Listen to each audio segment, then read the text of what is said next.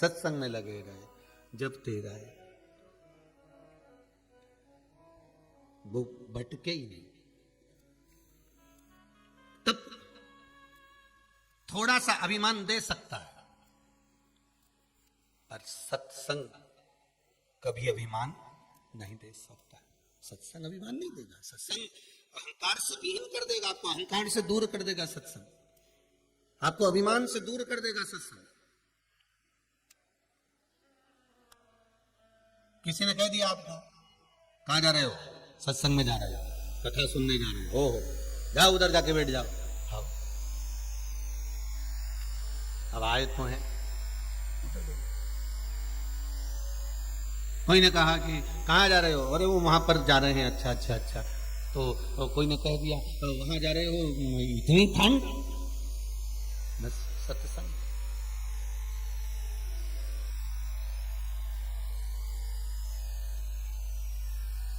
महाराज ठानो नहीं भावे मने, तीनों नहीं भावे रे, दौड़ दौड़ मन सत्संग जावे रे। कि मैं तो भोले की दीवानी ऐसी हो गई रे, सपनों में आवे मारे काशी वाला, नैनों में आवे मारे डमरू, खानो नहीं भावे मने, तीनों नहीं, दौड़ दौड़ मन सत्संग। मैं तो प्रभु की दीवानी ऐसी हो गई रे, नैनों में आवे मारा काशी।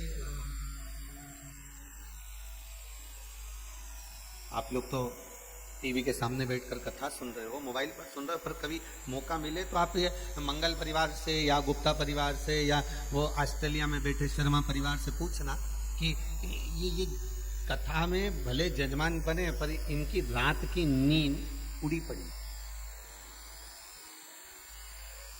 इनकी रात की नींद उड़ी पड़ी। क्योंकि चित्त, मन, बुद्धि ये सब शिव में लगे, शंकर महाराज। और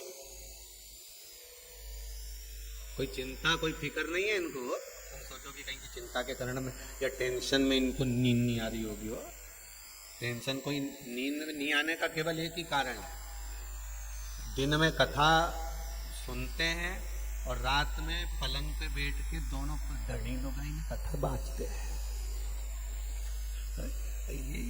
ये मत सोच रहा कि कोई टेंशन होना, ये जब सुन के जाते हैं ना, इसी का मनन चिंतन करते हैं। जैसे गौ माता होती है ना, गौ माता जो खा लेती है बाद में मुख में रखकर उसकी जुगाली करती रहती है। तो ये कथा जो सुन ली तो उतर गई, कंठ तक उतर गई, श्रवण तक उतर गई, हृदय तक। अब इसकी जुगाली करना, अब इसको मनन चिंतन करना, अब इसको धारण करना। क्यों जी? कल गुरुजी ने क्या सुनाया था? हाँ, गुरुजी सुनाए तो थे, वो ये बोला था उन्होंने, तुम भूल गए थे जल्दी। अभी सो जान दे, सुबह बाद सुनो सुनो, फिर उसको मोबाइल फिर कथा। तुझे नींद नहीं आ रही है? सपनों में आवे मारा डमरुआ। और बच्ची कुछ थी तो आधी रात के नींद अगर आधा घंटा 1 घंटा की आ गई तो नींद में चिल्लाई पड़ी, हार हार। तो पति बेचारा उठ के बैठ गया, शंकर जी तो कि देवता तो नहीं आ गया? कि देवता तो नहीं आया, पर सपना में आवे मारा काशी वाला, ध्यान में बार बार।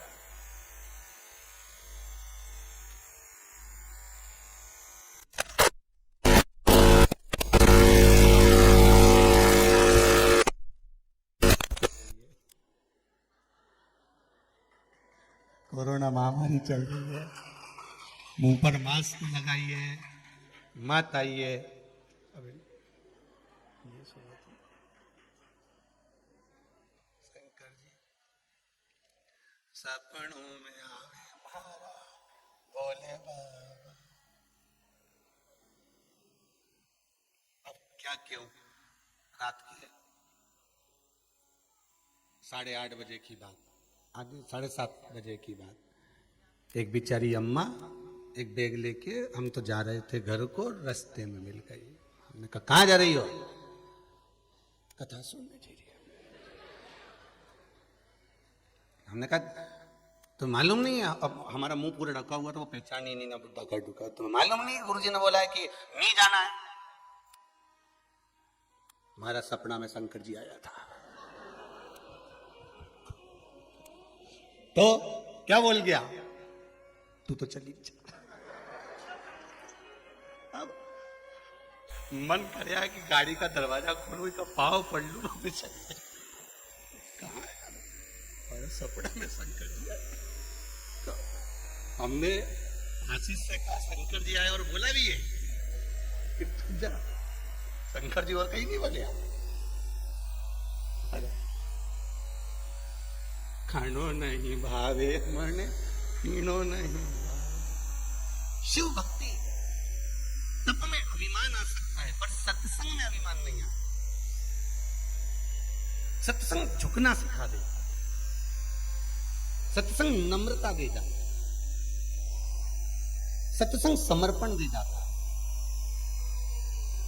महाराज कबीर जी, मीरा जो सत्संग करती थी, तरमा जो सत्संग करती थी, नामदेव जी जो सत्संग करते थे, वो अभिमान नहीं आया उनके जीवन में। उन्होंने कभी किसी को श्राप नहीं दिया, उन्होंने कभी अपशब्द नहीं कहा, उन्होंने कभी ताना नहीं दिया, उन्होंने कभी आड़ा तड़ा नहीं बोला। सत्संग का प्रभाव था, कभी कुछ नहीं। पर विश्वामित्र बाबा ने कहा, क्रोध आ गया। विश्वामित्र जी बोले कि तप बड़ा है, वशिष्ठ बाबा बोले सत्संग बड़ा है। दो सरोवर परमात्मा ने भी खोद कर रखे हैं, 2 सरोवर, एक तप का, एक सत्संग का सरोवर।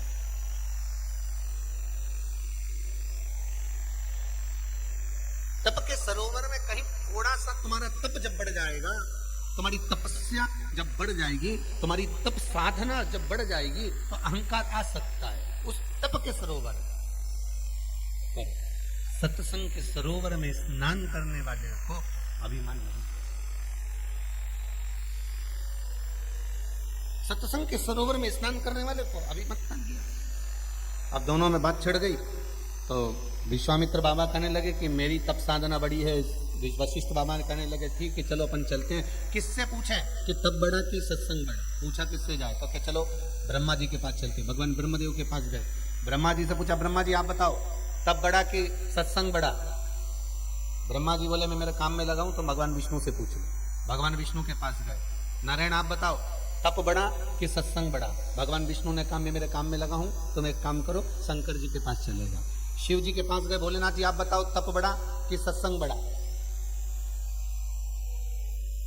बैठकर किसी नदी के तट पर, पवित्र नदी के तट पर, कुंड के तट पर बैठकर, कहीं पर्वत पर, कहीं तीर्थ में जाकर एक तक रहकर मौन होकर कुछ नहीं खाना छोड़ तप साधना। आप बताओ तप बड़ा कि सत्संग बड़ा? शंकर भगवान ने कहा देखो भाई मैं जरूरी काम से जा रहा हूं, ये काम शेषनाग जी को सौंपा है, तुम शेषनाग जी के पास जाओ। अब विश्वामित्र जी और वशिष्ठ जी शेषनाग भगवान के पास में गए और शेषनाग जी से जाकर पूछा आप बताओ कि तप बड़ा कि सत्संग बड़ा?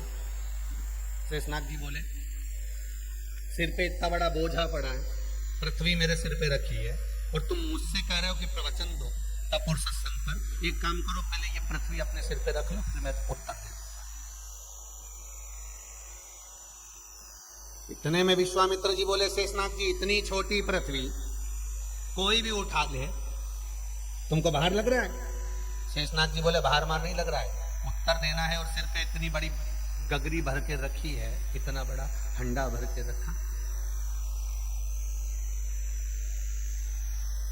और कह रहे हो कि उत्तर दो, तो उत्तर तो दे दूंगा, मैं समझा भी दूंगा, प्रवचन भी दे दूंगा, पर दिक्कत इतनी सी है कि ये जो हंडा है ना, ये सिर का जो बाहर है, पहले इसको उतार लो।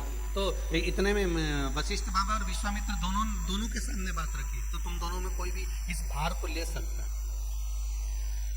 इतने में विश्वामित्र जी बोले, वशिष्ठ जी ने सत्संग करा। क्या करा?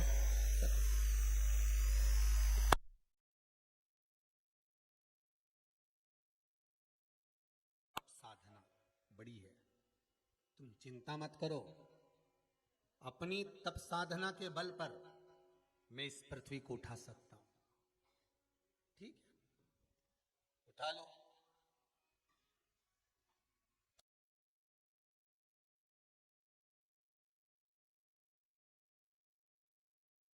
उठाना चाहा, उठाना चाहा के लिए उन्होंने जैसे ही हाथ बढ़ाया और पृथ्वी को उठाने लगे, पर विश्वामित्र जी से वो पृथ्वी का बोझा नहीं उठा।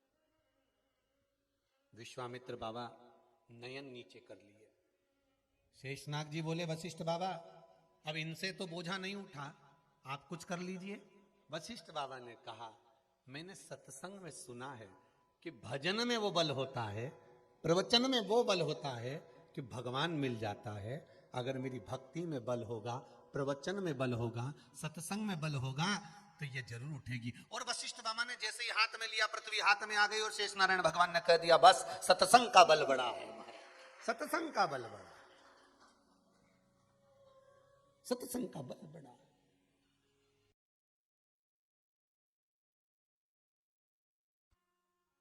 और इस तप के बल पर पृथ्वी तुम नहीं उठा सकते। तप के बल पर यहां अगर कुछ मिल रहा है तो सत्संग के सरोवर में जब आप स्नान करोगे, सत्संग के सरोवर में जब डुबकी लगाओगे, सत्संग के सरोवर में जब प्रवेश करोगे, तो कुछ ना कुछ मिल जाएगा, कुछ ना कुछ प्राप्त हो जाएगा। एक बेटी ने लिखा है, अच्छा पत्र है।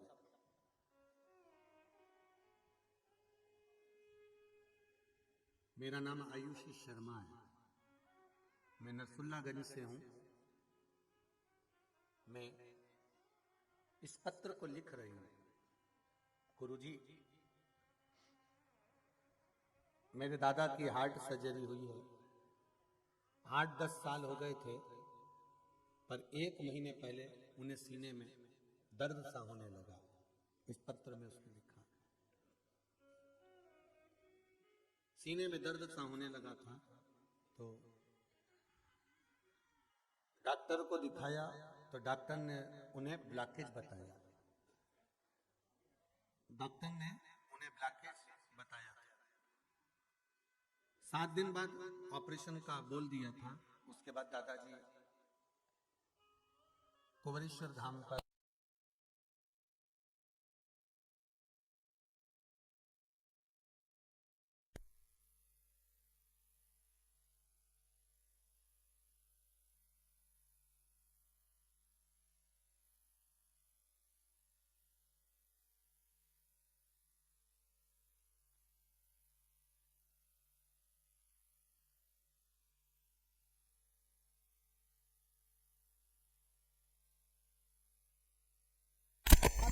महत्वता आपने बताई थी कथा में, वो 7 दीप वाला प्रयोग किया और उस प्रयोग से उनकी किडनी का भी प्रॉब्लम समाप्त हो गया। अब वो एकदम ठीक है। ये किसी ने लिखा, आपने लिखा हो, हर हर महादेव। भगवान शिव की कृपा, भगवान शंकर का। शंभु शरणे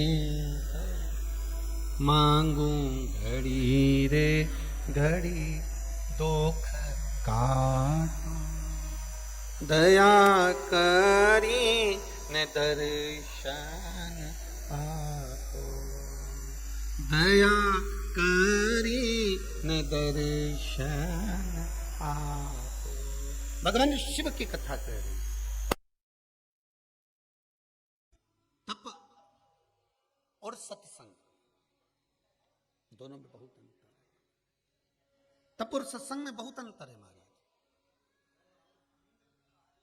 और इस तप और सत्संग का जो आनंद है महाराज जी, तब मैं फिर कहूंगा कि अभिमत्ता आ सकती है, पर सत्संग में अभिमत्ता नहीं आ सकती, अहंकार नहीं आ सकता। आप जितना जितना सत्संग में डूबते चले जाएंगे, जितना जितना आप सत्संग में जाते चले जाएंगे, जितना आप सत्संग करते चले जाएंगे, जितना जितना आप सत्संग के आनंद में डूबेंगे, उतना उतना आप में नम्रता, आप में आनंदता प्राप्त होती चलेगी, आप में आनंदता प्राप्त होती चलेगी। महाराज, जितना जिसके भाग्य में होता, जितना जिसके भाग्य में होता, उतना ही वो पाता है।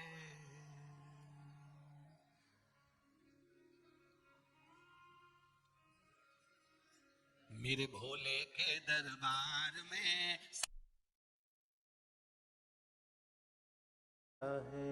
भगवान शिव की चौखट पर, भगवान शंकर के द्वार पर सबका हिस्सा है। बस अभिमान को त्याग कर, अहंकार को छोड़कर, अगर आप भगवान की अविरल भक्ति को धारण कर रहे हो तो मिलना जरूर है, मिलेगा। सत्संग रूपी सरोवर में स्नान करिए।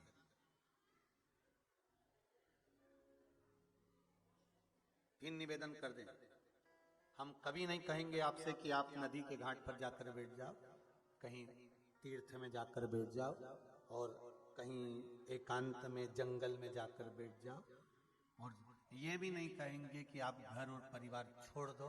हम तो इतना कहेंगे कि पूरे परिवार के साथ में रहिए, सबके साथ रहिए, और सबके साथ रहकर, घर में रहकर भगवान का श्री शिवाय नमस्तुभ्यम जपते रहिए। राम राम कृष्ण नाम।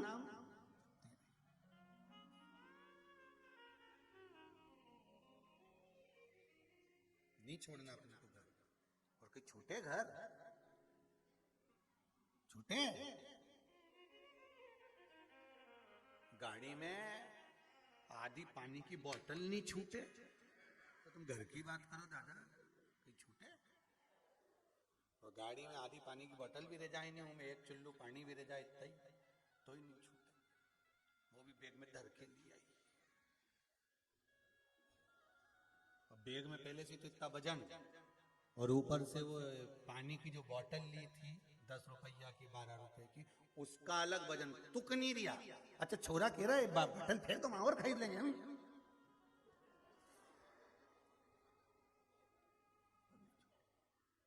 कैसे कह दो कि घर छोड़ दो? तुम तो मत छोड़ो रे, जितना टीवी के सामने बैठ के कथा सुन रहे हो ना, जितना मोबाइल पर सुन रहे हो, नहीं छोड़ना अपने को बिल्कुल। अपन रिसेप्शन में जाए तो एक स्टाल नहीं छोड़े, भले नहीं खाए पर चक्के तो। और कहीं का तुमसे कह दे कि तुम घर छोड़ दो तो कुछ छूटे? फालतू की बातें है। तो हाँ, भगवान ने अगर ललाट पर लिखकर भेजा है कि तुझे ये सब कुछ छोड़ देना है, तो फिर तो तुम्हें छोड़ने की जरूरत नहीं पड़ेगी, संसार खुद अपने आप तुम्हें छोड़ देगा, फिर तुम भगवान के हो। किसने कहा था जगत गुरु शंकराचार्य जी को? कौन बोला कि आप घर छोड़ दो, कि परिवार छोड़ दो, कि कुटुंब छोड़ दो, कि नाते रिश्ते छोड़ दो? कोई नहीं बोला, कोई नहीं बोला उनको कि आप छोड़ दीजिए, अपने आप छूटते गए, सब छूटते गए।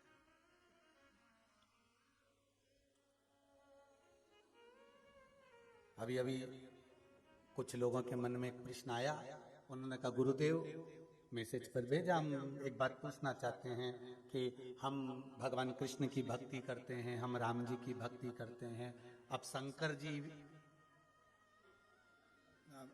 शिव जी की, अब क्या करें आप बताओ। हमने कहा हम ये कभी नहीं कहते कि आप राम की भक्ति ना करिए, हम ये कभी नहीं कहते कि आप शिव की भक्ति करिए या कृष्ण की, हम तो ये कहेंगे जिससे तुम्हारी लगन लगे करो। राम मेरे रघुनाथ जी, मेरे राघव जी, मेरे राम जी शंकर से दूर नहीं है, और शंकर मेरे राम से दूर नहीं है। कृष्ण शिव ही है और शिव ही कृष्ण है। आप लोगों के यहाँ देवी भागवत रखी है क्या? अगर किसी के यहाँ पर देवी भागवत हो ना, गीता प्रेस गोरखपुर की, तो एक बार उसको पढ़ना, उसमें आपको लिखा हुआ मिल जाएगा कि शंकर और पार्वती ने ही राधा और कृष्ण का रूप लिया। और अगर देवी भागवत आप नहीं पढ़ सकते तो अपने अपने मोबाइल पर भी सर्च कर कर आप देख लेना कि राधा और कृष्ण है कौन कौन है।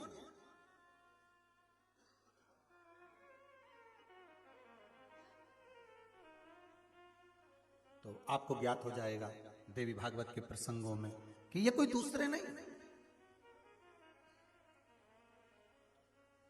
मेरे शिव ही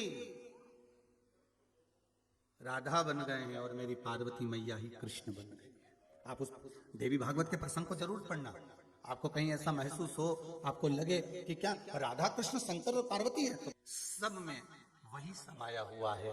हम केवल अपनी दृष्टि के भेद में, शक्कर की बोरी में शक्कर एक बोरी भरी है, उसी को मैदे में मिला के खुरमा बना लो, क्या बोलते हैं उसको, शक्कर पारे, उसी को बेसन में सेक के लड्डू बना लो, उसी की तुम चक्की बना लो, उसी की तुम नुक्ती बना लो, उसी का तुम गुजिया बना लो, उसी को मावे में मिलाओ तो तुम लड्डू पेड़ा बना लो, और उसी की चाशनी में डुबो दो गुलाब जामुन बना लो।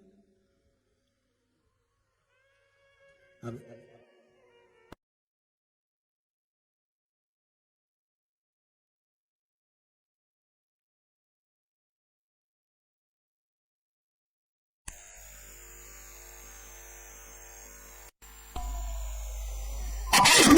बदल कर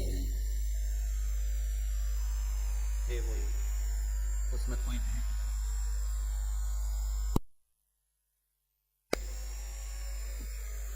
महाराज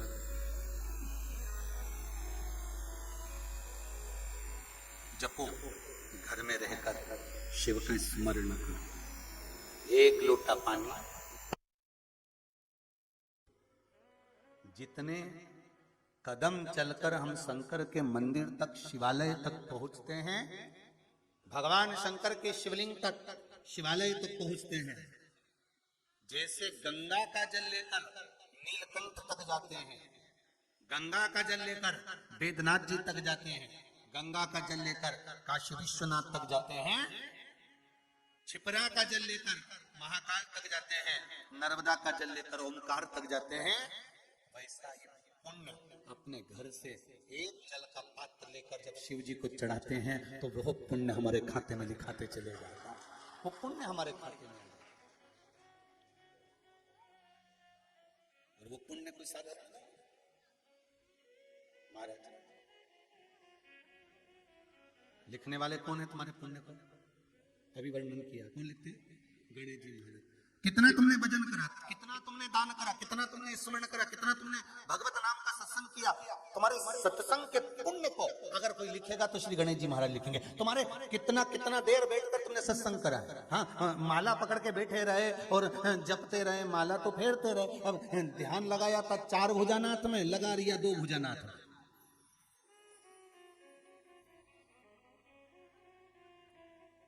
माला जप रहे थे शंकर जी के नाम की, और ध्यान चले गया भेरू में, रखा नहीं। तो ये केवल माला फेरने से भगवान नहीं मिल सकता। भगवान को प्राप्त करने का सबसे सुंदर तरीका है कि मन से भगवान को जोड़ लीजिए। वो एक भजन की एक लाइन आप लोग गाते हो ना, श्री बांके बिहारी लाल गोपाल मन रखियो अपने चरण में, तन रखियो श्री वृंदावन में, मन रखियो अपने चरण। इस मन परमात्मा, मन परमात्मा।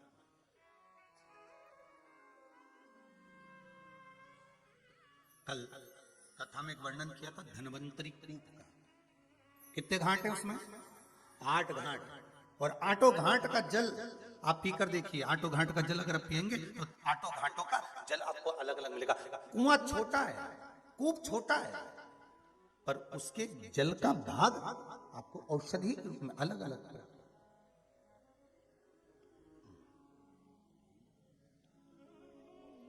मत्स्य पुराण में और स्कंद पुराण के काशी खंड, कभी आप लोगों को लगे कि गुरुजी कहां कहां से बता रहे हैं ये सब चीजें, तो मत्स्य पुराण में 3 नाम दिए गए महाराज, एक अभिमुक्तेश्वर, एक विश्वेश्वर और एक ज्ञान वापी। कौन सी वापी है? वापी मतलब कुआं, बावड़ी छोटी सी, एक कुआं होता है बड़ा और वापी होती है छोटी छोटी सी। जैसे कुबेरेश्वर धाम में है ना वापी कुआं, अब इसको और चौड़ा कर दो तो वो कुआं कहलाएगा, ये छोटी है इसलिए वापी।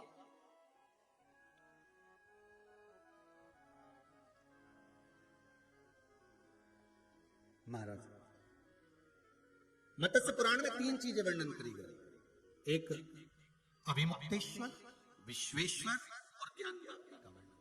और अगर मत्स्य पुराण आप क्या नहीं हो तो स्कंद पुराण का काशी खंड पढ़िएगा, उसमें भी इन तीनों चीजों का वर्णन करा गया। भगवान शंकर के 2 नाम और तीसरा है ज्ञान वापी का वर्णन। और ज्ञान वापी का वर्णन अगर पढ़ना है तो स्कंद पुराण में काशी खंड में ज्ञान वापी की महत्वता का स्मरण करिए। सबसे ज्यादा अगर धन्यवाद दूंगा तो आदरणीय प्रधानमंत्री जी मोदी जी को दूंगा। ये ज्ञान वापी हमारे पास से ओझल हो गई थी, अब आप सब जानते ही हैं कि कहां चली गई थी। ये ज्ञान वापी हमारे यहां से ओझल हो गई थी। जब हम काशी विश्वनाथ का दर्शन करने जाते थे, भगवान शिव का जब दर्शन करने जाते थे, काशी विश्वनाथ का स्मरण करने जाते थे, दर्शन करने जाते थे, तो ये ज्ञान वापी हमको नहीं प्राप्त होती थी, ये ज्ञान वापी हमको दर्शन नहीं होते थे। पर ये जो काशी का जो विस्तार हुआ है, उस विस्तार में बहुत बहुत धन्यवाद देता हूं कि वो ज्ञान वापी वापिस हमारे विश्वनाथ को प्राप्त हो गई, उसका दर्शन वापिस प्राप्त हो गया। ज्ञान वापी का दर्शन हमें होता ही नहीं था। जो हमारे स्कंद पुराण में 3 चीजें लिखी है, विश्वेश्वर, ज्ञान वापी और अभिमुक्तेश्वर, इनका जो व्याख्यान वर्णन हमारे स्कंद पुराण में काशी खंड में करा गया है, उस काशी खंड में हमें अभिमुक्तेश्वर का दर्शन होता था, काशी विश्वनाथ का, विश्वेश्वर का दर्शन होता था, पर ज्ञान वापी हमसे दूर हो गई थी, हमारे पास नहीं आई।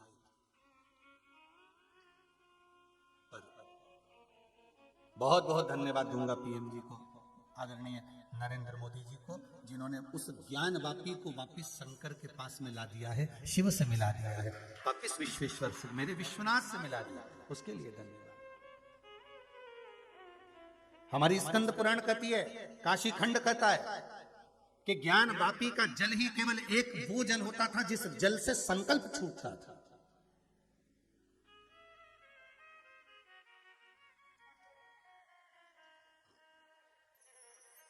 आप काशी जाएं, गंगा का दर्शन करें, स्नान करें, आप गंगा मैया में डुबकी लगाएं, विश्वनाथ जी का दर्शन करें, पर स्कंद पुराण कहती है, काशी खंड कहता है कि मात्र ज्ञान वापी का दर्शन मात्र कर लेने पर, केवल दर्शन मात्र कर लेने पर, भूमंडल पर जितने तीर्थ बसे हुए, पूरी पृथ्वी पर मृत्यु लोक में जितने तीर्थ बसे हैं, स्कंद पुराण कहती है कि अभिमुक्तेश्वर, विश्वेश्वर और ज्ञान वापी, स्कंद पुराण कहती है मात्र ज्ञान वापी अर्थात वो कुंड, वो कुआं, वो बावड़ी, वो ज्ञान वापी का, वो कुएं का मात्र दर्शन कर लेने पर भारत भूमि पर क्या पूरे ब्रह्मांड में जितने तीर्थ बसे हुए हैं, चाहे कैलाशपति शंकर जिस कैलाश पर बैठे हैं चीन में जाकर, चाहे नेपाल में पशुपति नाथ बैठे हो, चाहे पाकिस्तान में हिंगलाज माता बैठी हो, पूरे ब्रह्मांड में जहां जहां देवी देवता विराजमान है, तीर्थ विराजमान है, महाराज काशी की वो ज्ञान वापी का मात्र दर्शन कर लेने पर सारे तीर्थों के स्नान का पुण्य फल प्राप्त हो जाए। वो ज्ञान वापी का मात्र दर्शन कर लेने।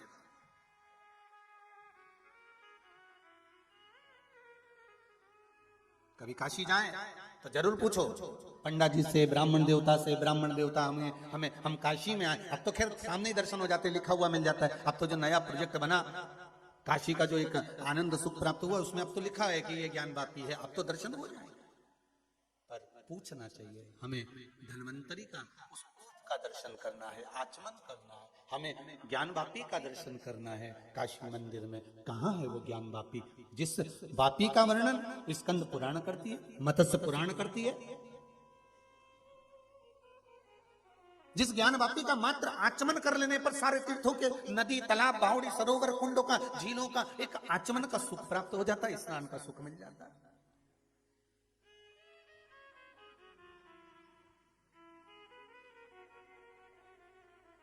महाराज कल वर्णन करा था आपको महामृत्युंजय और दूसरे कौन से, जम के बोलो जरा, महाकाल।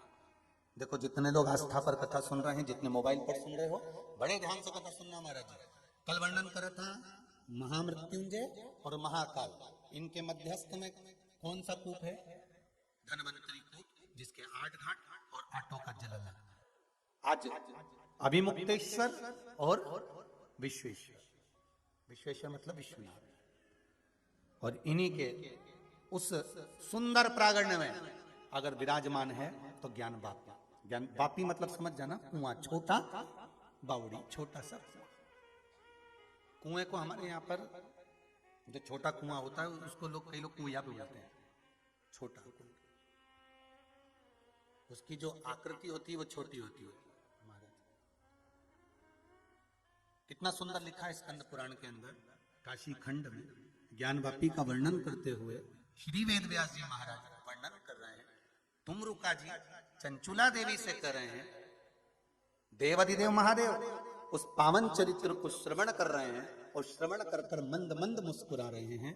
अर्धांगिनी, जगजननी, जगदम्बा, माँ आद्य शक्ति पार्वती बैठी हुई हैं, और कथा सुनते सुनते भगवान शंकर के चेहरे पर प्रसन्नता आ गई जब ज्ञान वापी का नाम आया।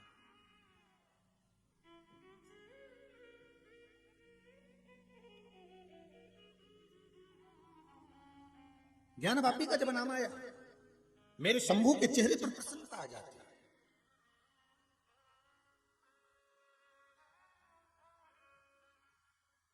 जैसे उज्जैन नगर में जाओ, महाकाल बाबा का दर्शन करा, 84 महादेव करे। 84 महादेवों में जो 40वें नंबर के महादेव हैं, कौन सा नंबर के? 40वें नंबर। 84 महादेवों में जो 40वें नंबर के महादेव हैं, जिनका नाम है कुंडेश्वर महादेव।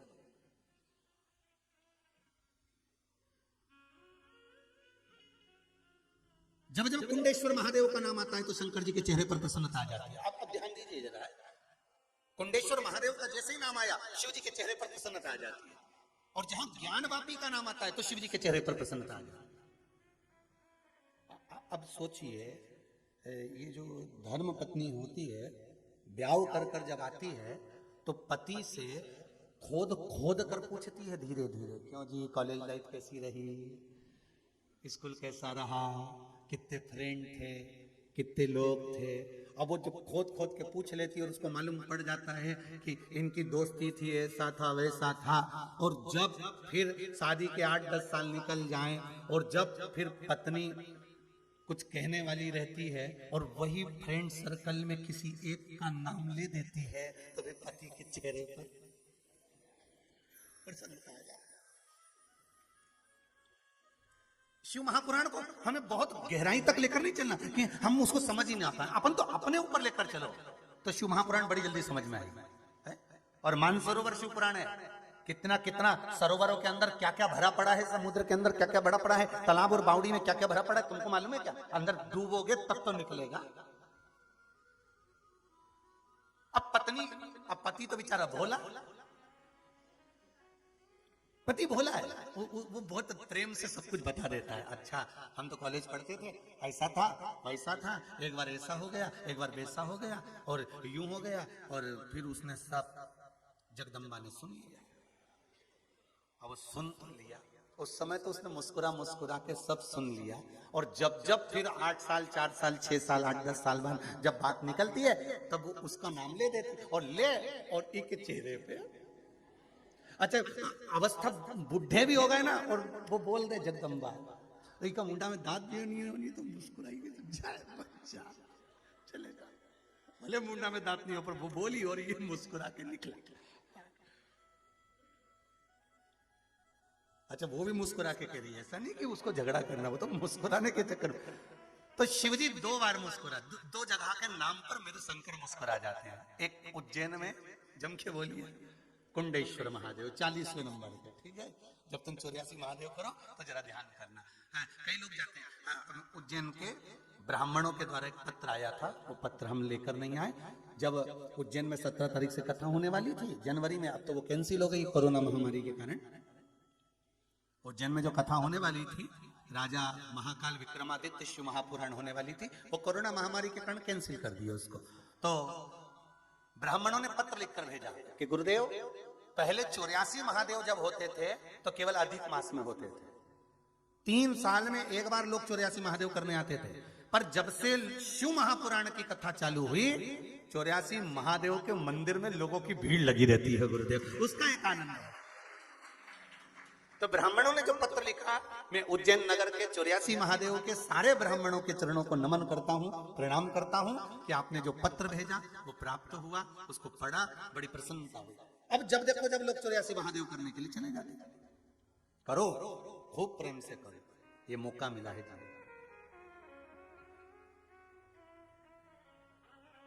उन्होंने नीचे लाइन में लिखा है, और अच्छा छपा हुआ पत्र आया, जैसे ये गुड़िया ने पत्र भेजा ना, जिसने क्या जोरदार छाप के लिख के कितना जोरदार पत्र भेजा कि मेरे दादा सही हो गए, इसलिए मैं प्रसन्नता में इतना जोरदार पत्र लिख रहा हूं। तो ऐसा ही उन्होंने भी पत्र लिख कर भेजा कि एक लाइन लिखी उन्होंने नीचे कि आप भी 84 महादेव करने पधारो। हमने कहा तो जाए, फिर कोरोना दादा तो जाए, को मना नहीं। जितने लोग आस्था पर कथा सुन रहे हैं, जितने लोग मोबाइल पर सुन रहे हैं, सब तैयारी में बैठे हैं, बस इधर से आवाज आई। अभी गोवर्धन जी जाने वाले थे और आधे से ज्यादा ने तो टिकट कैंसिल करा दिए थे, और जिनने कैंसिल नहीं कराया वो पहुंच भी गए।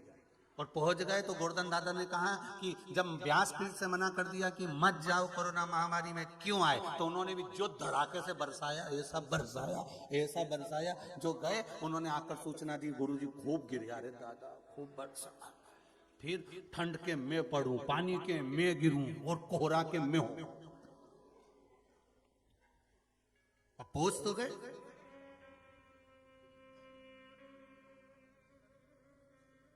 तो ब्राह्मणों के चरणों को नमन करता हूं, 84 महादेव के, और उनको नमन कर कर कहता हूं आएंगे बाबा, बुलाएंगे। भोलेनाथ जी पर विश्वास है, भरोसा मेरे महाकाल दादा पर, मेरा कुंडेश्वर महादेव जिसका मात्र आनंद, जिसका नाम ले और शंकर मुस्कुरा दे, तो हम भी तो जरा उसका नाम लेकर एक बार शंकर जी को मुस्कुरा दे। कुंडेश्वर। तो 2 स्थान ऐसे हैं, एक कुंडेश्वर महादेव और दूसरा है काशी में, जम के बोलो, मंदिर के अंदर ज्ञान वापी, ये कुआं ज्ञान का, ये तो स्कंद पुराण कर रही है, जिसका नाम लेने से मात्र तीर्थों का एक आनंद प्राप्त हो जाता है।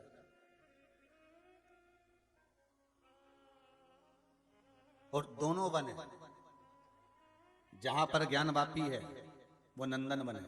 कौन सा वन है? काशी। काशी को क्या कहते हैं शास्त्रों में? नंदन वन। और जिस जगह पर कुंडेश्वर महादेव विराजमान है ये भी महाकाल वन, और जहां कुंडेश्वर बैठे हैं वो चंदन वन। कौन सा वन है? चंदन वन। दोनों जगह वन, और दोनों की लीला बड़ी विचित्र है, दोनों की लीला।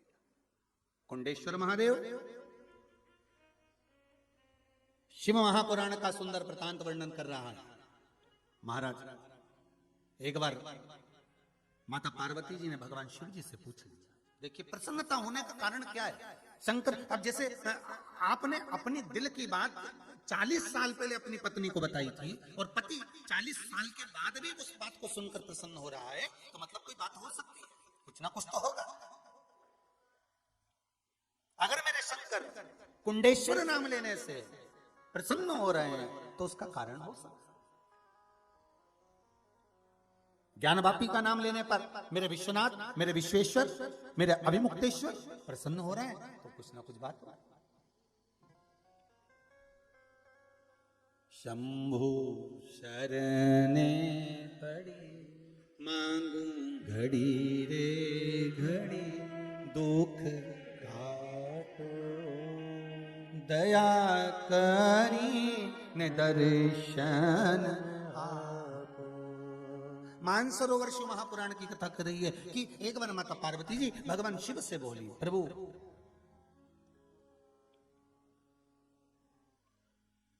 शिव जी बोले बोलो पार्वती क्या हुआ? पार्वती जी कहती है महाराज मेरे को बहुत दिन हो गए मेरा कार्तिक के नजर नहीं आ रहा, मेरा पुत्र मेरा कार्तिक के नजर नहीं आ रहा, मुझे मेरे पुत्र का दर्शन करना है। शिव जी ने कहा पार्वती मैं मेरे गण को बुलाता हूं और उसको कहता हूं कि जाकर पता करे कि मेरा कार्तिकेय गए कहां है। शिव जी ने आवाज लगाई, नंदी को बुलाया, नंदी तुम जाओ जरा पता करो कि मेरा कार्तिकेय है कहां। नंदी जैसी जाने लगे माता पार्वती जी ने आवाज दे दी, नंदी रुको जरा। नंदी जी ने कहा मां बोलिए क्या बात है।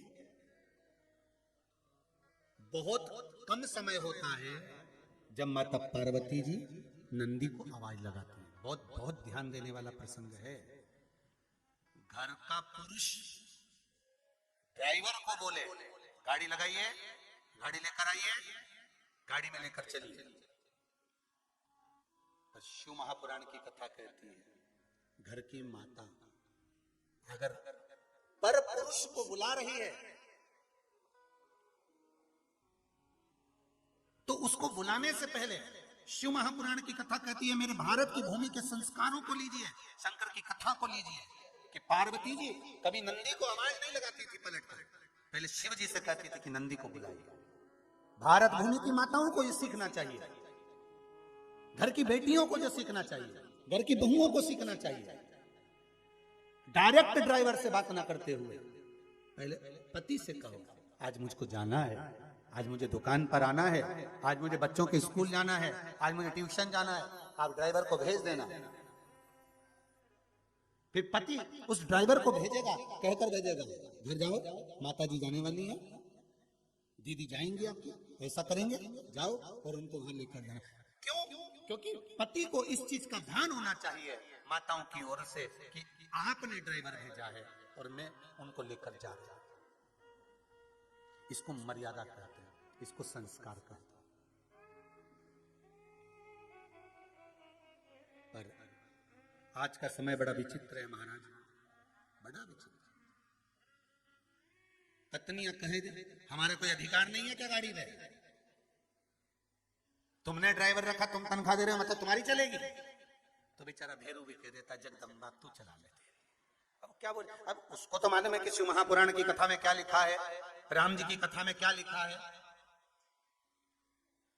एक महाराज एक बुजुर्ग व्यक्ति, एक पंडित जी, एक साधुजन रामायण का पाठ कर रहे थे ट्रेन में बैठ के, सीट पे बैठे और उन्हें अपना पोथी पहना रख के और रामायण का पाठ करने बैठ गए। रामायण का पाठ करने बैठे, इतने में एक व्यक्ति पढ़ा लिखा जीन्स मीन्स पहना, बढ़िया जोरदार टाई फाई लगाया और कोट मोट पहना हुआ, कंगी पाटी पाड़ा हुआ, अच्छा जोरदार, और घड़ी मड़ी सब पहन के ट्रेन में चढ़ गया और बैग उसने पंडित जी का बैग हटा। पंडित जी रामायण पढ़ते पढ़ते कुछ बोले ही नहीं। मंगल भवन मंगलारी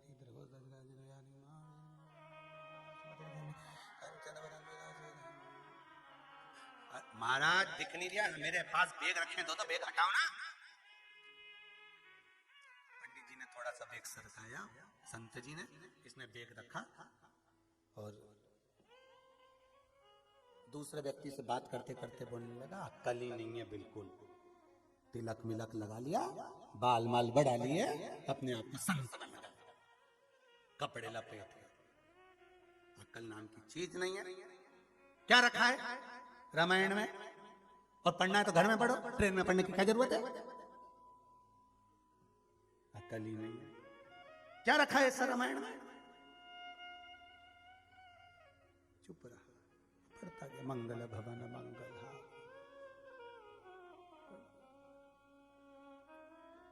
थोड़ी देर बाद इसने बेग रख के उधर गया दरवाजे के पास, देखा तो एक ही जगदम्बा ही नहीं चढ़ी ट्रेन में, चिल्लाया, दौड़ के आया, चेन खींचने लगा।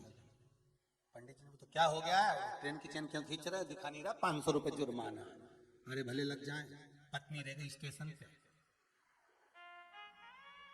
पंडित जी बोले, अभी तू ही पूछ रहा था रामायण में क्या है, सही से सुन लेता या पढ़ लेता तो मालूम पड़ जाता कि राम जी महाराज जब नाव में चढ़े थे गंगा पार होने के लिए, सबसे पहले सीता जी को चढ़ाया था।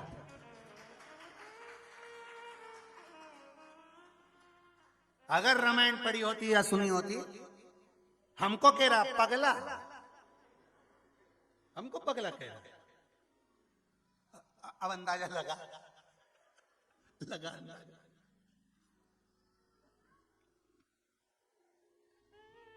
अच्छा, बड़ा विचित्र बात, कोई कह रहा था गुरुजी बड़ी बड़ी एक बात कहना चाह रहे हैं हम। हमने कहा बोलो क्या कहना चाह रहे हो आप? व्यासपीठ से बोलते हो बात तो सत्य हो जाती है, तो पक्का। तो हमने कहा हमने भी आजमाया है कि कहते हैं तो सत्य हो जाती है। हम भी हमेशा कहते थे हम भी पगले और कथा सुनने वाले भी पगले। और भगवान ने ऐसी सुनी कि हमारे सीहोर में दुनिया भर का सबसे बड़ा पागल खाना खुल रहा है, काम भी चालू हो गया, 1 मंजिल का बन भी गया 15-20 एकड़ में। हमने कहा क्या बन रहा है? कि पागल। हमने कहा गजब, भगवान गलत नहीं किया, बिल्कुल सत्य किया कि पगले ही कहे। अब कह सकते हो कि सीहोर वाला महाराज पागल है, अब कहने में पीछे नहीं, पगलो।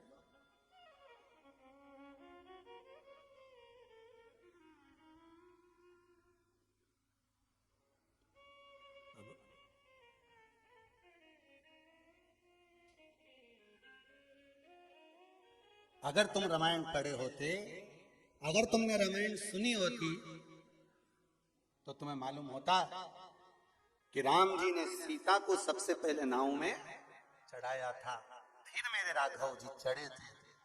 रामायण, शास्त्र, वेद, पुराण यही सिद्ध करते हैं, हमारे वेद और शास्त्र यही सिद्ध करते हैं कि हम उसको मनन चिंतन करें तो, हम उसको उतारे तो अपने जीवन में।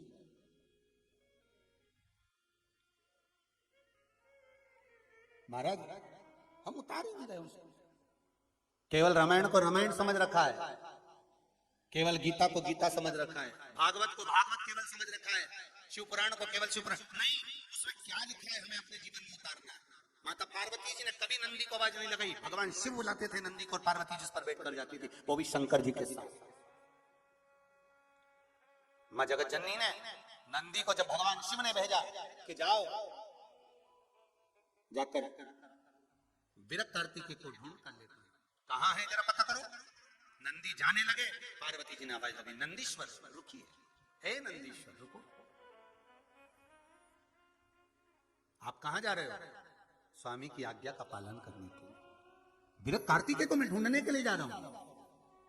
ओ मां नंदीश्वर से कहती है, नंदीश्वर रुकिए, एक काम करो कि हमारा पुत्र है तो हम ढूंढने चलते हैं, हम ढूंढने चलेंगे। चलिए, शिव जी ने कहा चलो पार्वती बैठो नंदी पर। शंकर और पार्वती नंदी पर बैठ गए। महाकाल वन में, महाकाल वन मतलब आज के समय में उसको उज्जैनी कहते हैं, महाकाल वन।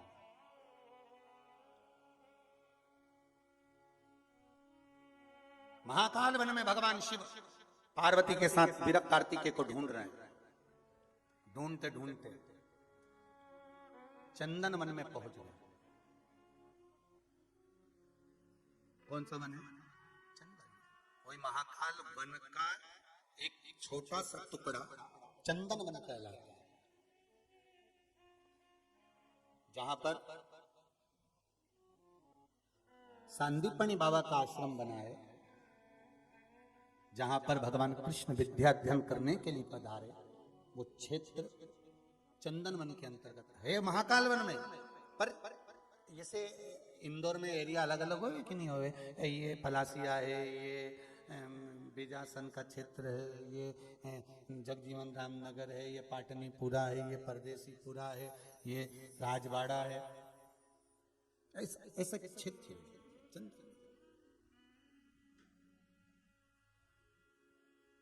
महाराज शिव उस क्षेत्र में पहुंच गए, वन में पहुंच गए।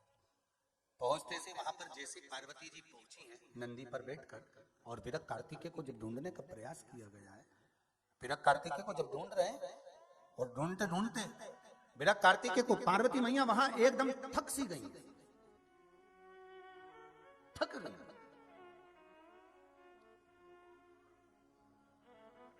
शिवजी ने देखा, पार्वती तुम बहुत थक गई हो, एक काम करो, तुम यहां आराम करो, थोड़ा विश्राम करो, तुम थोड़ा सा विश्राम करिए यहां पर। पार्वती अगर तुम यहां विश्राम करती हो तो मैं ढूंढ कर आता हूं। विरक कार्तिकेय रोका पार्वती मैया। अब नंदी पर शिव यहां छोड़े किसको? किसको छोड़ा? भगवान शंकर ने तुरंत आवाज लगाई, कुंड नाम के गण को बुलाया शंकर, और कुंड नाम के गण को बुलाकर कहा, कुंड तुम माता के पास में रुको, मैं विरक कार्तिकेय को ढूंढने के लिए जा रहा हूं। वो महाकाल राजा का वन उज्जैनी मेरे शिव नंदी पर बैठकर भ्रमण करते हैं।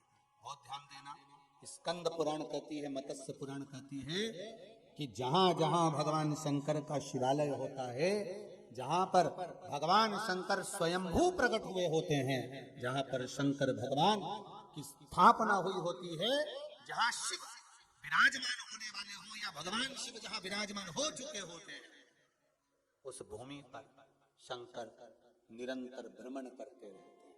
शिव वहां घूमते रहते हैं, शंकर वहां घूमते। आपका गांव में शिवलिंग है? जितने लोग आस्था चैनल पर कथा सुन रहे हैं, जितने फेसबुक के ऊपर श्रवण कर रहे हैं, अपने अपने नगर में शिवलिंग देखिए, शंकर का शिवालय देखिए कि हमारे नगर में, हमारे क्षेत्र में, हमारे मोहल्ले में, हमारी कॉलोनी में, हमारे गांव में, हमारे खेड़े में कितने शिवालय बने हुए हैं, कितने शिवालय।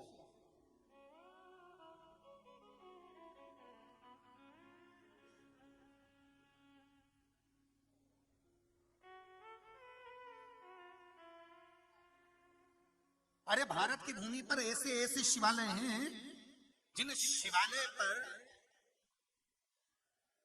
सुबह रात को ताला लगा और सुबह जाकर दर्शन करने के लिए शिवालय का दरवाजा खुलता है तो शिवलिंग पर जल चढ़ा मिलता है। उनका भी वर्णन आएगा, उनका भी स्मरण है। भारत की भूमि पर ऐसे शिवालय हैं कि जहां शंकर भगवान के शिवलिंग पर बिजली गिरती है और शंकर के टुकड़े हो जाते हैं, और एक ब्राह्मण, एक मंदिर का पुजारी, सेवा करने वाला मक्खन से शिवलिंग को जोड़ देता है, वो बिजली महादेव मना लिया।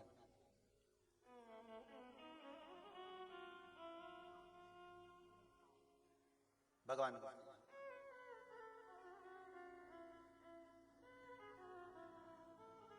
भारत की भूमि पर ऐसे शिवालय हैं जिस शिव मंदिर के पास में कभी चोर पहुंच ही नहीं सकता, उसके 100 बीघा के क्षेत्र में प्रवेश नहीं कर सकता।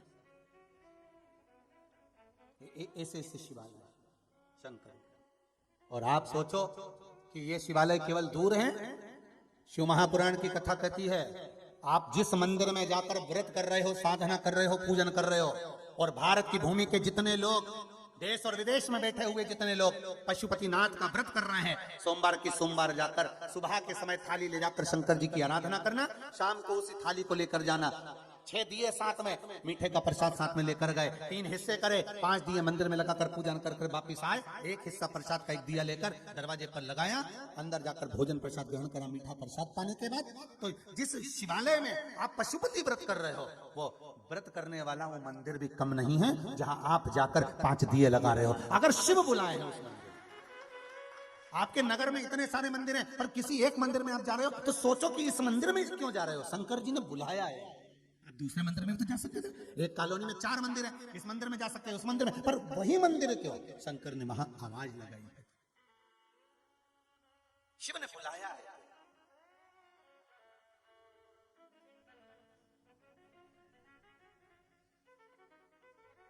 और शिव अगर बुलाए हैं, महाराज शंकर ने अगर बुलाया है तो कुछ कृपा जरूर करेगा। ये यहाँ पत्रों में लिखा है, किन किन्हों ने अपने अपने पत्रों में बड़ी बड़ी सुंदर सुंदर बातें वर्णित करी है। एक ये पत्र है, मेरा नाम बब्बी है, मेरा पांव का एक्सीडेंट हो गया था, हड्डी टूट गई थी पांव की, डॉक्टरों ने कह दिया था तुम कभी चल नहीं पाओगे। हड्डी भी टूटी तो ऐसी जगह से टूटी कि आपका पूरा पांव बेकार हो गया है, आप चलने के लायक नहीं रहोगे। पर शंकर भगवान की कृपा से ऑपरेशन हो भी गया तो तुम चलोगे नहीं, ये डॉक्टर बोल दिए थे, लिखा है। कुछ पकड़ कर टेक कर चलो वो बात दूसरी है, पर मेरे शंकर जैसा डॉक्टर दुनिया में कोई नहीं होगा। ऑपरेशन भी कराया तो मैंने शिव जी के भरोसे पर करवाया, और करवाने के बाद शंकर का श्री शिवाय नमस्तुभ्यम बोलती बोलती पूरे समय ऑपरेशन करवाती रही, और बाबा की कृपा ऐसी रही है कि अब मैं खूब प्रेम से चल भी रही हूं, मैं कोई चीज पकड़ कर नहीं, टेक कर नहीं चल रही। ये पत्र शिव कृपा किसको कहे, महाराज शंकर की दया किसको कहे। अगर शिव मंदिर में भगवान शंकर बुला रहे हैं आपको, शिवालय में आप जा रहे हैं, शंकर के मंदिर में 1 लोटा पानी चढ़ा रहे हैं, इतने शिवालय, इतने मंदिर, इतने देवालय, कितने शिवालय हैं आपके गांव में, कितने शिवालय साहब, आप देखो तो सही अपने कॉलोनी में 4-6, और कितनी प्रसन्नता की बात है। मैं बहुत बहुत ज्यादा प्रसन्नता का विषय वर्णन कर रहा हूं कि पहले मंदिरों में ना जाने कौन कौन से बाबाओं को बिठाने का क्रम चलता था, आजकल मंदिरों में शंकर को बिठाने का क्रम वापिस चालू हो गया कि शिव मंदिर के अंदर आ रहा। कोई से भी भगवान का मंदिर है पर उसमें शिवालय जरूर हो, शंकर जरूर हो, शिव विराजमान। पहले लोगों ने शंकर जी को बाहर निकाल दिया था, आज शिव अंदर भी आ गया और आपके दिल में भी आ गया। इसकी प्रसन्नता होना चाहिए कि शिव आपके भीतर प्रवेश कर गया है, शंकर आपके भीतर उतर गया है। किसी भी शिवालय में जाओ, कोई शिवालय साधारण नहीं, कोई भी शिवालय,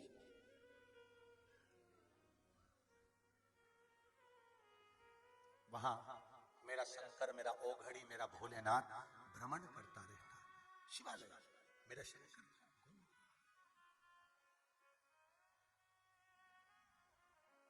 भ्रमण करता है। इसीलिए शायद माताएं जब पशुपति व्रत करती है तो शिव को दिल से रिझाती है, दिल से।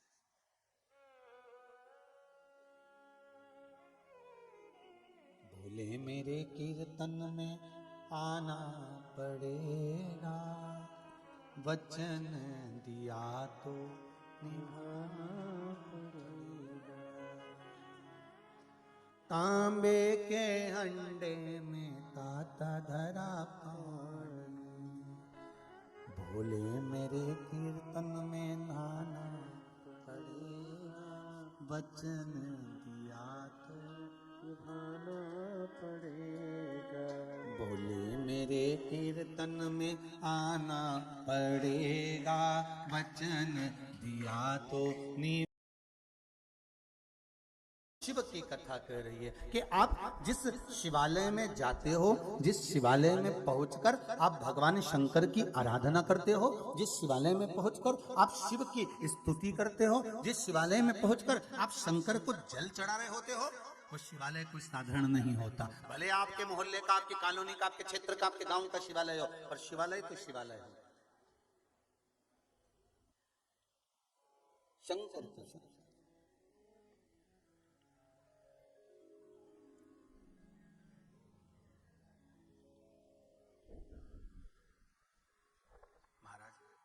शिव कहने से तर जाएगा। भगवान शंकर के नाम का मात्र स्मरण, स्तुति, भजन, स्मरण। अब पार्वती तुम थक गई, तुम यहां रुक जाओ। पार्वती जी कहती हैं प्रभु मैं अकेली यहां रुकूंगी इस वीरान वन में, इस वीरान वन में मैं रुकूंगी तो कहां श्रेष्ठता होगी। शिव जी ने कहा रुक जाओ। भगवान शंकर ने नंदी को रोका, आवाज लगाई, कुंड नामक गण को बुलाया, आप आओ। कुंड ने आकर कहा बोलिए भोलेनाथ आज्ञा दीजिए। पार्वती मैया यहाँ रुकी है, आप एक काम करो कि पार्वती जी के साथ में आप यहाँ विराजमान हो, थोड़ा रुकिए, उनकी रक्षा करना, ध्यान रखना, आप यहाँ पर विराजमान होइए। कुंड वहां पर रुक गए।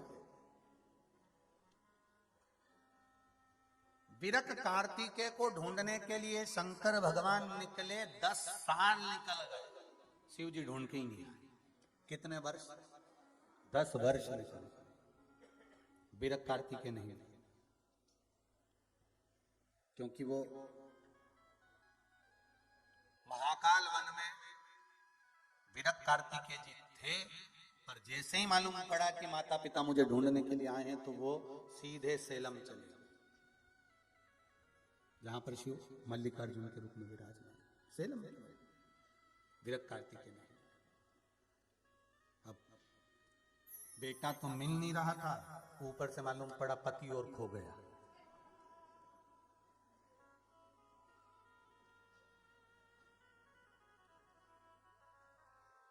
बहुत लोगों के साथ ऐसा काम हो जाता है। एक व्यक्ति रो रहा था, हमारा सामान कुएं के अंदर गिर गया, हमको तैरना नहीं आता, हीरे की तिजोरी है जो हमारी तिजोरी ला कर दे देगा, आधे हीरे हम उसको दे देंगे। व्यक्ति ने सोचा कि हीरे की तिजोरी और मैं ला के दे दूं तो आधे मिल जाएंगे तो आनंद हो जाएगा जिंदगी का। उन्हें कहा रुक जा, अभी आया। और वो तुरंत तो उसी समय पर, उसी पल, उसी घड़ी उन्हें अपना कोट उतारा, पेंट ने कोट में जो पर्स रखा था वो, मोबाइल ने सब, उन्हें कहा ये पकड़, अब भी आया। इतने में पास में बैठा हुआ बोला घड़ी गीली हो जाएगी। उन्हें कहा ये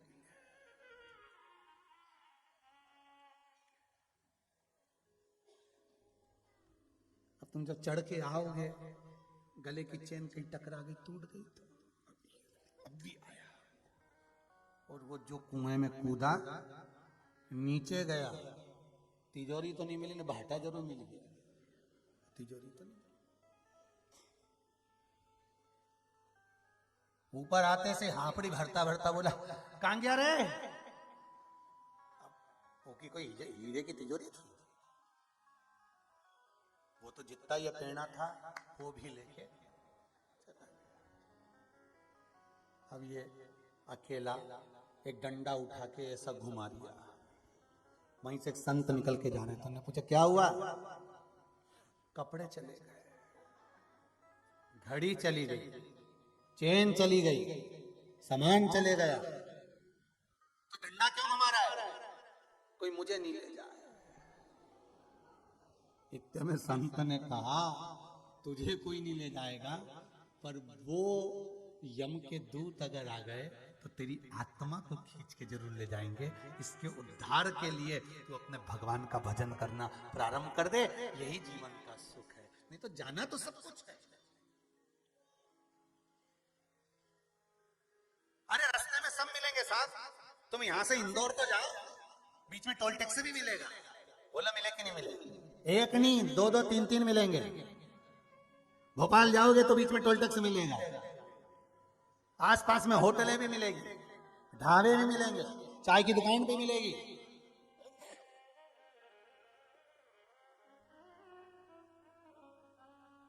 और तुम अगर अकड़ में आ गए और तुमने कहा हम तो रोड पे से कहीं नहीं जाएंगे, रोड हमारे काका जी, क्योंकि हमने गाड़ी का रोड टैक्स जमा करा, वो में लिखा रहता ना रोड टैक्स, हमने जमा करा, अब हमें कहीं का रोड पे से हटा के बता, इतने में आ गए वही। उन्होंने कहा सीटी बजाई, हट रही है कि नहीं हट रही है? उनने फिर सीटी बजाई, और तुम तो कहते हमारा काका जी की रोड, हमने टैक्स जमा करा,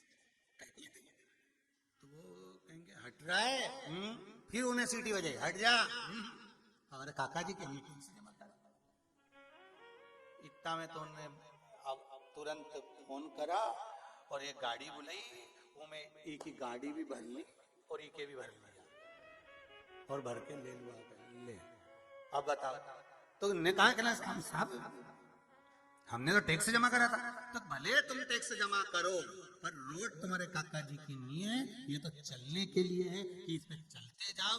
उसी तरह ये मनुष्य की जो देह है, तुम सोचो कि ये ठेरदार अपने काका जी की है, तो ये केवल चलने के लिए है, इससे पार उतरते जाओ, भगवान के पास पहुंच जाओ। और तुम सोचो हमारे काका जी के हम तो आगे बढ़े ही नहीं, बढ़े ही नहीं।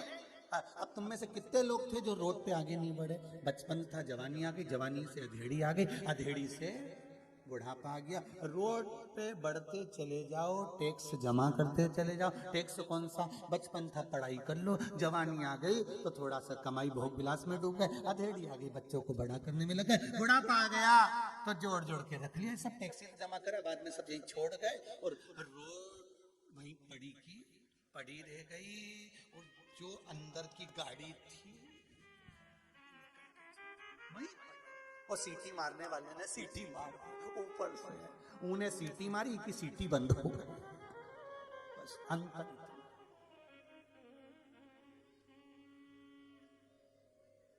और फिर निवेदन है, वो सीटी मारे और तुम्हारी गाड़ी आगे बढ़े, उससे अच्छा है बढ़ाते चलो,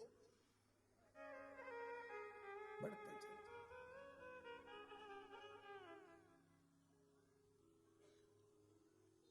इसलिए कहा शिव नाम बोल थारो काई बिगड़े, राम नाम बोल थारो। भगवान के भजन बिना कुछ नहीं बिगड़ने वाले। जपो, स्मरण करते रहो, कीर्तन करते रहो, मंत्र जाप करते रहो। कुंड को कहा तो रुक जा, पार्वती जी ने कुंड से कहा कुंड, स्वामी नहीं आए मेरे, जाओ जरा पता करो गए कहाँ हैं। अब भगवान शिव कहकर गए थे कुंड तू पार्वती जी के पास रहना, यहाँ से हिलना मती, जाना मती, इधर उधर कहीं पर भी हो तो यहीं रहना। अब कहकर गए ड्राइवर को कि तू यहाँ रहना, और सेठानी बैठी गाड़ी के अंदर और ड्राइवर चले गया पान खाने।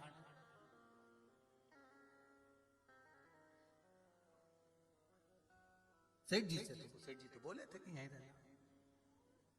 शिव जी ने कहा कुंड, तुम पार्वती जी के पास में रहना। अब पार्वती जी के पास में कुंड बैठा, अब पार्वती जी करे जाओ कुंड जरा स्वामी को देख कर आओ। वो मेरे पुत्र का पता लगाने गए थे, मेरा कार्तिक है, उनको मिला नहीं कभी तक, 10 वर्ष हो गए हुए, जाओ जरा पता करो। अब कुंड तो बैठे आराम से। अब नंदी का स्वरूप आप जानते हो कि उनके 2 सींग थे और मुख बेल का था। श्रृंगी को भी जानते हो, दुबरे पतरे से हड्डियों के ढांचे जैसे थे। भृंगी को भी जानते हो, भृंगी भी हड्डी के ढांचे। अब उनका मुख अलग, ये शरीर स्वरूप अलग। और कुंड कैसा था? तो का कुंड कैसा था? तो के 10-20 मल्लाहों को मिला दो, अच्छे पहलवानों, और उनके शरीर को एक कर दो, और कुंड वैसा बैठा, और कान उसके बड़े बड़े, और वो भी ऊपर से नीचे की ओर लटके। पार्वती जी को लगा कि कुंड ने सुना नहीं, मैंने कहा कि जाओ जरा पता करके आओ स्वामी कहाँ है। कुंड ने नहीं सुना, तो पार्वती को लगा हो सकता है इसके कान जो है ना ऐसे बड़े की जगह खड़े की जगह नीचे लटक गए, तो इनकी आवाज नहीं आ रही। तो कई बार सासुन बहू को बोलती हैं कि बेटा वो ऐसा कर लेना, और बहू नहीं सुनी हो तो सास रसोई घर में जाके तो देखेगी क्यों नहीं मेरी चाय क्यों नहीं लाई, मैं तो इतनी देर से बोली। तो तब सास के समझ में आया तो उन्हें हेडफोन कान में से निकाला बहू के और फिर किया चाय ला दे जगदम्बा। तो इनको लगा कि ये जो कान थे वो सीधे खड़े थे तो लटक गए, लटकने के कारण इनके सुनाई दे ही नहीं दी।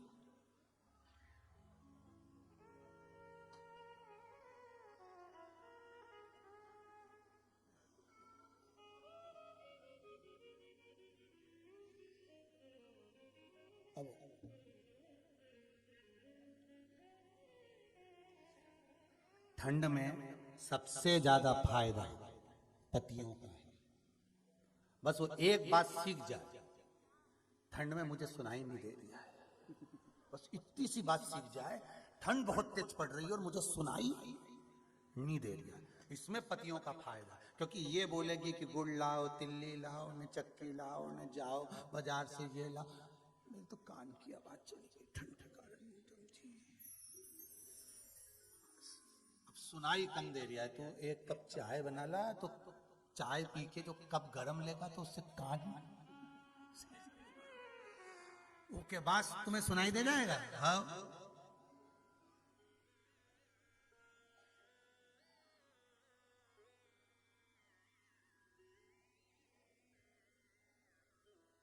पति बोले तुझे ठंड नहीं लगी, मैं तो तुम्हें देख देख के जल रही हूं। अब जब आग लगी हृदय में तो फिर ठंड कहां लगी। इसलिए जितने जलने वाले हैं ना इनसे कह दो ठंड में अच्छे से जल दो, ठंड नहीं लगेगी। अब पार्वती जी को लगा ये जाता क्यों नहीं है, शिव जी का पता लगाता क्यों नहीं, जाना चाहिए इसको, शिव जी का पता लगाना जाना चाहिए इसको, जा क्यों नहीं रहा। अब कान लटके थे नीचे की ओर, अब पार्वती जी को लगा, पार्वती जी ने उसके कान ऊंचे करे और ऊंचे कर कर पार्वती जी बोली शंकर जी का पता लगा, मेरे स्वामी कहां गए, 10 साल हो गए उन्हें पता लगाने गए थे पुत्र का, अभी तक नहीं आए। कुंड नहीं हिला। कहीं कहीं के घर में छोरा छोरी ऐसे ऐसे, दादी रजाई में बैठी बैठी बोले जा लाइट बंद करिया, बगल में छोरी बैठी पोती देख रही है, दादी बोल रही लाइट बंद करिए, ये भी इतनी चतुर, दादी ने हिलाया लाइट बंद करिया, तुम तो पूरा स्वेटर पहनी हो ना दादी, टोपा भी पहनी हो ना दादी, तुम नहीं चली जा, छोरी पड़ी नीचा।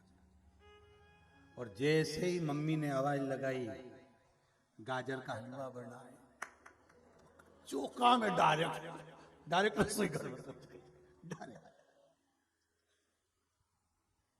अब यह कुंड जो है वो हिलने को तैयार नहीं है, पड़ा हुआ है, सुन रहा है।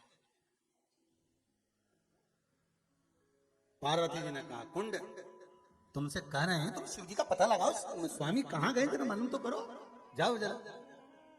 अब कुंड हिले ना,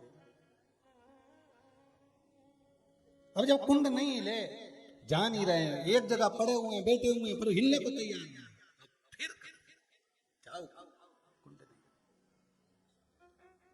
आ गया मां पार्वती को क्रोध, और माता पार्वती जी को जब क्रोध आया, और क्रोध आते से माता पार्वती क्रोध में लाल हो गई,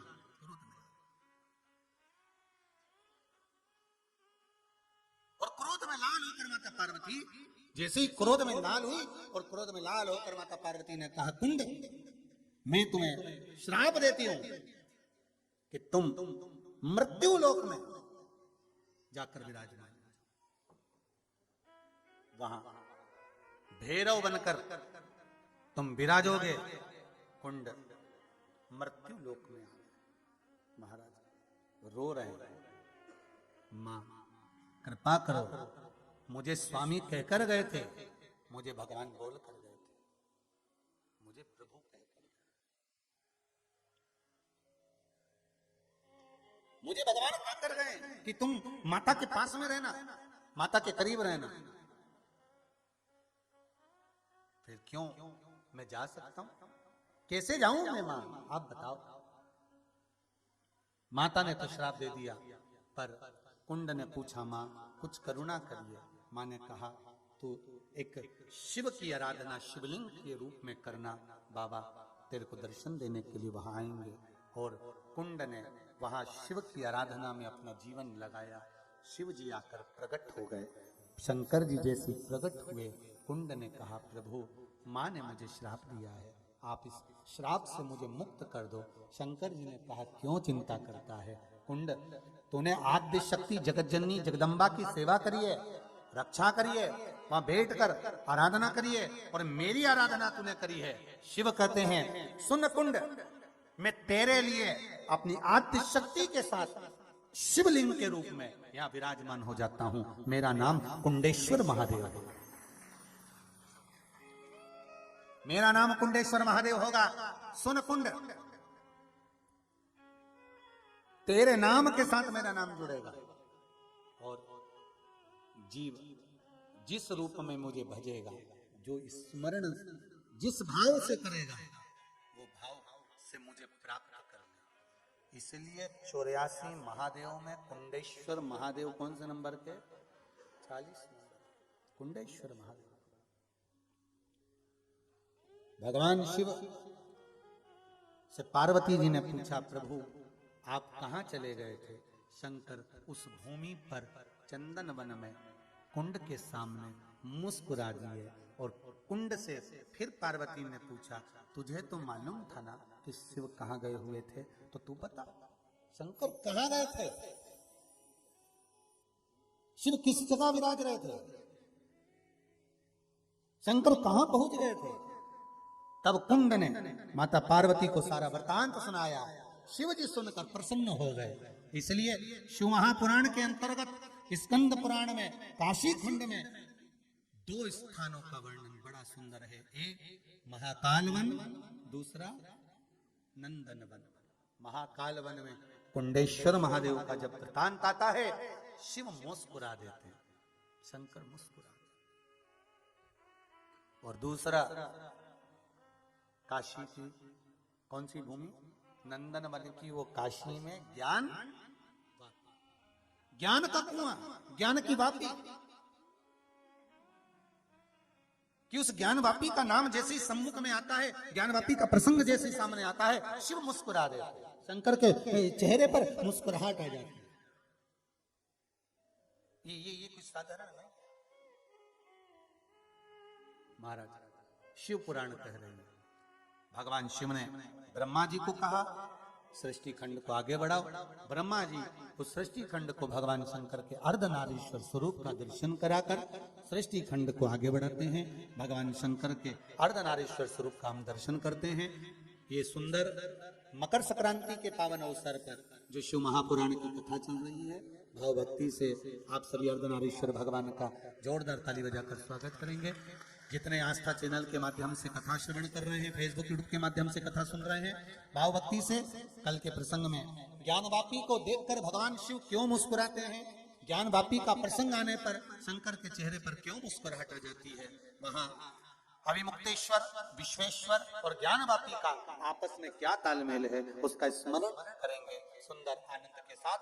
आज की कथा को यहाँ विराम की ओर ले रहे हैं। सुंदर भाव से अर्धनारीश्वर भगवान का पूजन जजमान करेंगे और सुंदर प्रसंग के भाव आशीष जी को सूचनाएं प्रदान करेंगे। हर हर महा